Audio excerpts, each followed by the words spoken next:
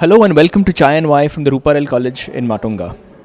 Today we have a rather exciting topic looking at mathematics in ancient India. And to tell us about that is Professor Sri Krishna Dani, who was earlier at TIFR, where he did research in various areas including Lie groups, and right now is at the IIT Bombay. So Professor Dani, why is it so exciting to talk about what happened in ancient India and mathematics and what can we learn from it? Broadly, there have been two prevalent perceptions. One, that India had practically no mathematics and only contribution was zero, and about which there is often puns are made. On the other hand, there is another perception that India was the fountainhead of all the mathematics and science, etc. The truth about mathematics and science in India is much more complicated than that. Indians made very important contributions, and there was a continuous trajectory of development and learning and so on. So, the aim of the talk will be to put the developments in perspective. So, we will start from the Vedic period. We have the geometry of the Shulva Sutras, the Vedanga Jyotisha, and then the development in the form of mathematical astronomy of the Siddhanta tradition, the Jainas, and later it culminated into the well-known work from the Kerala school, where novel ideas of calculus also seem to have turned up. So, it's a long and interesting history which we will go over, and I also take this opportunity to clear up some of the misunderstandings which are sort of byproduct of the extreme perceptions that which have led to things like Vedic mathematics, where people believe that some of these sutras, so-called 16 sutras, which are actually concoctions that arose in the 20th century at the hands of Bharati Krishna Tirthaji, was the Shankaracharya of Puri. It is neither Vedic nor is it any serious mathematics as such, and it's very unfortunate that more and more people are falling victims, so to speak, to the propaganda and investing a lot of time and effort on that, which may really not lead to anything good for them. So, the objective is sort of combined to put the ancient mathematics and the mathematics trajectory in India in perspective and clear up some of the misunderstandings there. So that should be interesting. Find out the real story of mathematics in ancient India in Chai and Y. Good morning, all of you, and thanks to Arnab and the Chai and Y group for this invitation. I guess the idea of Arnab in inviting me to give this talk was in some way inspired by some of the recent controversies about that started with the Science Congress and such things, where a lot of false claims were made, and also in part the so-called Vedic mathematics, which I am sure all of you know about, and you might also know that I have over many decades written articles on debunking the Vedic mathematics, and somehow I think there is an expectation that I would continue to keep on the activity. But in a way, I think I am sort of feeling saturated, and as a scientist I feel it's sort of a self-plagiarism to be saying the same things that I said more than 20 years back and so on. So, currently my interest, and which is sort of quite related to that, is to put the actual mathematical contributions of in India over the entire period of almost 3000 years in perspective, and one hopes that with better understanding of what actually happened, what were the actual contributions, will to some extent, if not wholly, help in debunking the myths and false claims about ancient science. So, with that in view, I have sort of put to the main presentation here that I have put together is really about the, as the title says, I think it shows correctly what represents correctly what the contents are, the trajectory of mathematics in India over time. So, I would should be pointed to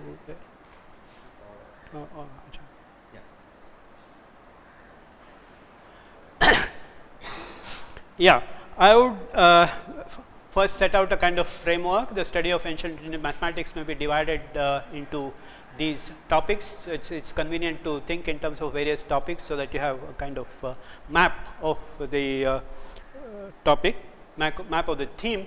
So, development of the number system. Then the second topic I have put as geometry of the Shilva Sutras, mathematics from the Jaina tradition. This is a section on the early works. Then Siddhanta tradition, this is something one of the most familiar things in India, because especially because many names from this tradition have been involved with various activities and so on, which will come to that. Then the late Jaina tradition, I will come to that. Then there is a certain manuscript which is kind of very enigmatic. We are sort of, I think nobody really knows the precise relation between this and the rest of Indian mathematics, but it is really Indian mathematics in a certain avatar, and we will talk a little bit about that. I will say about how about the manuscript and etc. a little bit. Then mathematics under the under Islamic rule, and this is another topic which is really very poorly understood, and I am going to just do some lip service. I am quite honestly I am going to say just a few things about that, which will at least introduce the topic, that there is something to think and talk about it. And then finally, which is the Kerala school of mathematics, since some people like to think of it as the golden age of Indian mathematics, which is maybe quite justified in some ways. So, that is roughly the classific grouping that I will follow, which will help understand things. So, about now, of course, again in this is meant for a short description. So, I am going to, this is going to be a whirlwind tour, and in the subsequent discussion we can have more talk more about it. So, fascination for large numbers is something of a unique feature of the Indian culture. Now, numbers in the Rigveda is as you know, is not about science, is not about disseminating knowledge, etc. It is really the interaction with the gods and various other both spiritual and secular aspects in a broad sense, but nevertheless surprisingly there is a large number of places in Rigveda where there are numbers occurring, and rather complicated numbers. It's not, I mean they go up to 10,000, and then there are various combinations of thousands, hundreds, etc. So, in a certain way you see the arrangement of numbers already sort of inbuilt in the structure of the Rigveda. In the Yajurveda, it catches on and they go up to very large numbers. The numbers up to 10 to the power 12 are named. So, at that time 10 to the power 12 was called the Parardha, which is a name which later went to 10 to the power 17. Anyway, so the point here is only to mention about the fascination with large numbers. The similar things were there in the other communities that flourished around the same time. We are roughly talking about the first millennium before our common era, that is before Christ. These Buddhist and Jaina traditions also flourished at that time. Now, in the Buddhist tradition, there is a story about Buddha's prowess in numbers, and he is said to have given numbers up to 10 to the power 53. The 10 to the power 53 is called Tallakshana, etc. In the Jaina tradition, when I have seen very not only large numbers, but operation such as the square root of finding square roots. So, the context is that there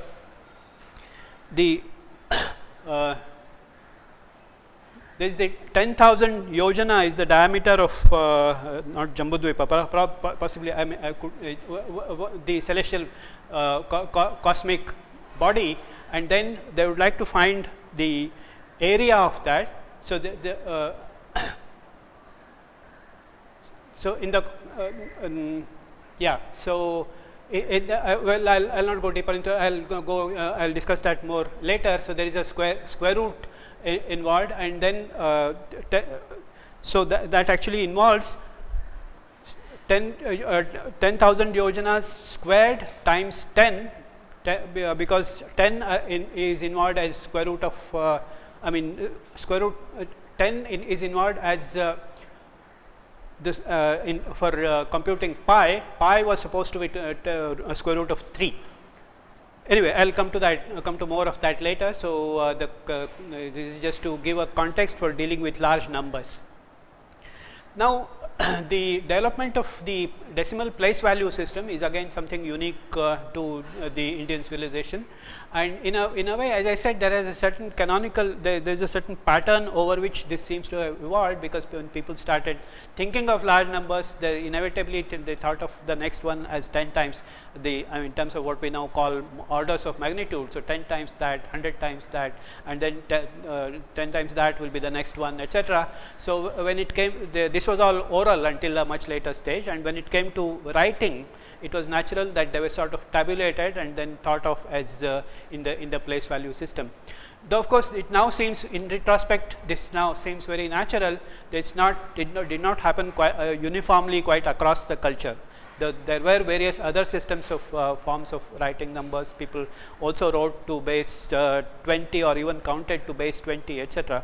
So though it's a somewhat complicated and mixed story, there is a certain dominant theme of decimal place value that developed, and as you know, it later went from here to Persians and Arabs, and then eventually to yeah.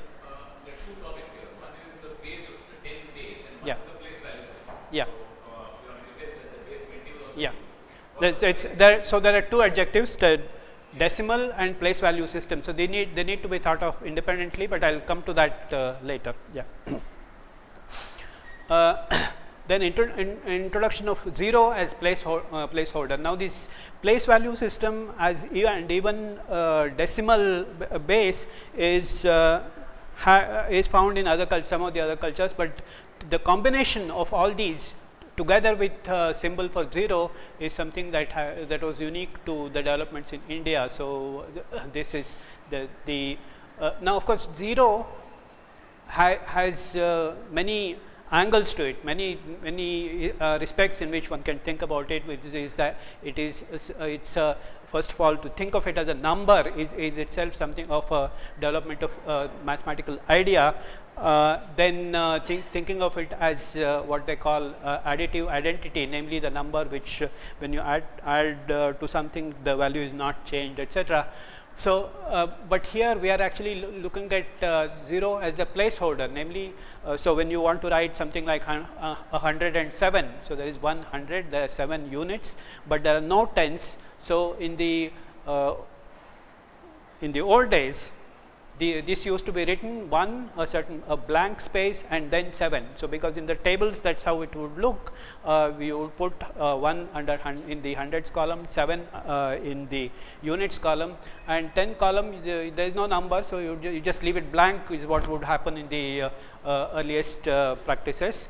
Eventually people realized that leaving blank is a bit complicated, because if the tables always don't have these lines. So and now when you leave blanks, you don't know whether you left 2 blanks or 3 blanks. So they needed what one would now call as a placeholder, and so that placeholder initially was something like a dot, and then eventually the dot became bigger and bigger, and now we have the 0 coming out of that. Then there is the free use of negative numbers, that is another feature. Then systematic formulation of arithmetic, and here for those of you who already know the subject, I am referring to Brahmagupta's formulation of arithmetic, where it's a systematic text which sort of lays down the principles of arithmetic. Anyway, we'll go to more discussion on that later, depending on how it evolves. Let me now come to the Shulva Sutra geometry. Shulva Sutras, as you know, they are from they are to do with the Vedas. It's from the later Vedic period, the Vedanga period as it is called, and they are about the construction of the Vedis and Chittis, that is the platforms for the yajnas and the fireplaces. And there are fireplaces of very elaborate and complicated nature, such that there is in the nature of birds. Here I have put the picture of something which is like a turtle, kurmachiti, turtle shaped fireplace. Now if you look at these figures, this is supposed to be 300 angula.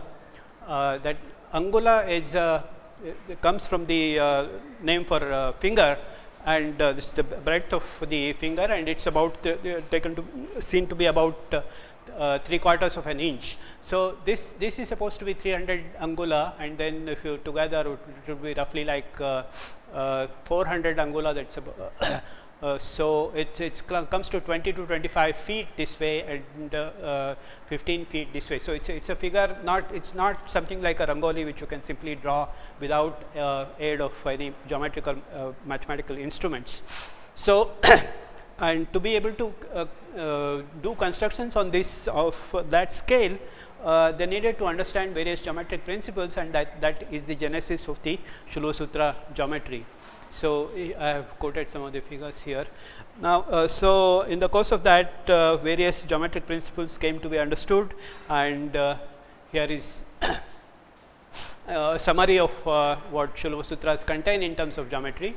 There are some deeply ingrained but not explicitly stated principles. This is the orthogonality principle, and here I am referring to the way we draw perpendiculars. So if you want to draw a perpendicular to a line at a point, you take 2 points equidistant from that on the line, then draw circles which are which would intersect, and then the points of the intersection of the two circles you join to get the perpendicular. That's the usual school process, and that's this was known and is used in many constructions in the Shula Sutras.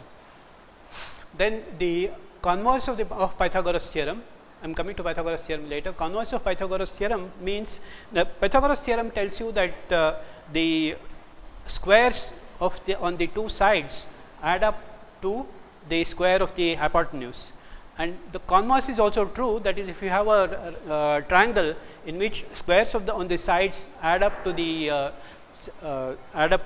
third square on the third side, then the biggest angle is actually a right angle, and this was used as a way of constructing right angles. So they see in basic geometry, one of the important things to be able to draw a perpendicular to a line at a point, and then so this provides a way of drawing a perpendicular, and for that they used various triples like 3, 4, 5 to in a certain way. They will I can will go into it later to construct the perpendicular. So that is the converse of the Pythagoras theorem. This is a very elementary principle in a way. Change in area when a figure is scaled up. You know that the area goes like a square. Now this is of course obvious for a square or a rectangle or a triangle, but the idea that this applies to any figure is involved in the Shula Sutra. So when any figure, even the figure of a turtle or a bird, when you double the size, the area is 4 times. So that is really understood even at that stage. Now here are some principles that are explicitly stated. The Pythagoras theorem, which we just went over, the transformation of square into a circle, the geometric construction. I am going to describe this. Transformation of circle into square. This is the other way problem in the Greek tradition. This was called this was the problem of squaring of the circle, but the context of that is quite different. So one should not mix the two, but the underlying connection is the same. Approximate expression for square root of 2. So these later class 3, I am going to say briefly what it refers to. So transforming a square into a circle with the same area, here is the prescription. So I have this ABCD is the given square. So this is the midpoint, and you take this diagonal and draw the circle with that as the radius, and draw this perpendicular. So you have a point here. Now you see. What is being looked into is how much bigger this is in term compared to this half the side of this. So, here is the extra jutting part, and the prescription is that you divide this into 3 and take that point as and draw the circle with that as the radius, and this has this is given as the circle with the same area as the square. Now, this is not quite accurate. There is in fact 1.7% error in this, which is substantial, and even they seem to have recognized that, which I will discuss later. And but the point is, there is a certain mathematical idea here involved, that you see, that to look for a circle with area equal to this square, you need to look for something in between, and to find a suitable value which will then give the desired circle. Now, for the other way, it is not given in terms of a geometric procedure, but by a formula. So, for formula for the side of a square with area equal to the diameter, side of the square which area given that of the circle with unit diameter. I think this is going deep. Is given by this formula. Now, it turns out that this is actually worked out by computing the number for the reverse procedure, and the point, one related comment is that the computation, if one sees, will involve root 2, and for that reason they needed a more accurate value of root 2, and for square root of 2 this value is described 1 plus 1 by 3 plus 1 by 9. So, there you have the value for square root of 2, and some remarks about this. This value is correct up to 5 decimals. So, this 1.41421 etc., and then the later decimals do not coincide, but the first 5 are correct. Now, I should mention that a similar comparable value with comparable accuracy was also known to Babylonians, but the two are seem to be independent. The Babylonian value is actually higher than the actual value, whereas this is lower, and the breakup here seems to suggest a certain way in which it was arrived at, which is also different from what the Babylonians seem to have applied. Now, so various hypotheses have been proposed about how this was arrived at. They depend on geometry, arithmetic, or measurement considerations, etc. Now, let me go to the Jaina tradition. For the Jainas, the motivation came, of course, the Jainas did not have yajnas or any rituals at all. In fact, their motivation for geometry came from their model for the cosmos. So, the Jaina model for the cosmos was that there was the place where we live on. This is the Jambudvipa, which is a central disk. Around that there is a ring of water, and then there is a next ring of land, and then there is a next ring of water, etc. So, and together with wanting to study discuss the geography of Jambudvipa involved various things about the geometry of the circle, and so in the context of that, various things are described. So, first of all, which I find striking is that the revision of the value of the ratio of circumference to the diameter. Now, in the classical tradition, I think most people usually know that the biblical value for this ratio is 3, and however, it is not often not realized that the same thing was true in other cultures as well, including the Indian. So, in the Shulva Sutras, in the early Shulva Sutras, the value is implied to be 3, whereas some later Shulva Sutras try to correct it. And in the Jaina tradition, there is a correction from. So, the value 3 is mentioned and then corrected to square root of 10 for the ratio. So, here you begin to see that how the actual values about of these very natural constants also had to be worked out step by step, and with better and better understanding.